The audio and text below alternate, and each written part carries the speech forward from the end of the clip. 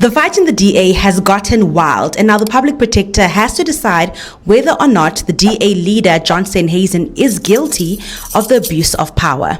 Remember when Steenhuisen was outed for allegedly abusing the DA's credit card by ordering tons of Uber Eats on the party's dime? That was part of a massive power struggle in the DA, which was prompted by the firing of this guy, Dr. Dion George, as a minister. So let's quickly break down the timeline. Steenhuisen asked President Cyril Ramaphosa to replace George with this guy, Willie Oakhamp. Quickly after that, George said that he believes the retaliation was because he raised concerns about Steenhuisen's misuse of the DA's credit card. By the end of November, Steenhuisen denied these allegations, but the party federal chairperson, Helen Zille, said the party would investigate the feud internally. Then in December, Willie Oakhamp, the current minister, filed a complaint with the public protector asking for an investigation into George about the possible misuse of state resources during the period he was in office. Now in January, George has himself gone to the public protector to investigate Steenhuisen's abuse of power.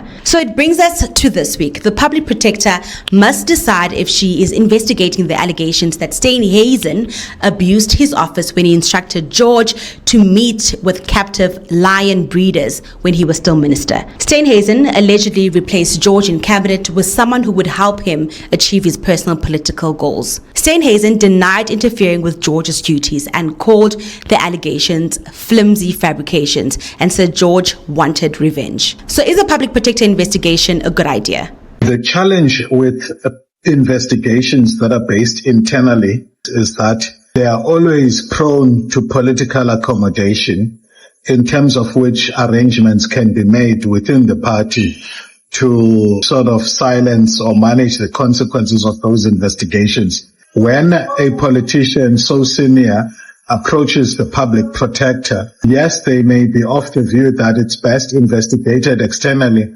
but part of what he may be managing is the tendency of the party to seek internal accommodations that may be political, but not lend themselves to what he and his faction made. The DA's Congress is planned for April this year, and there's so much internal fighting already. This is the first time the DA has to elect leaders while holding power and positions in the GNU. We don't know what the ultimate finding will be, but what we do know is that things are about to get pretty hot pretty quick.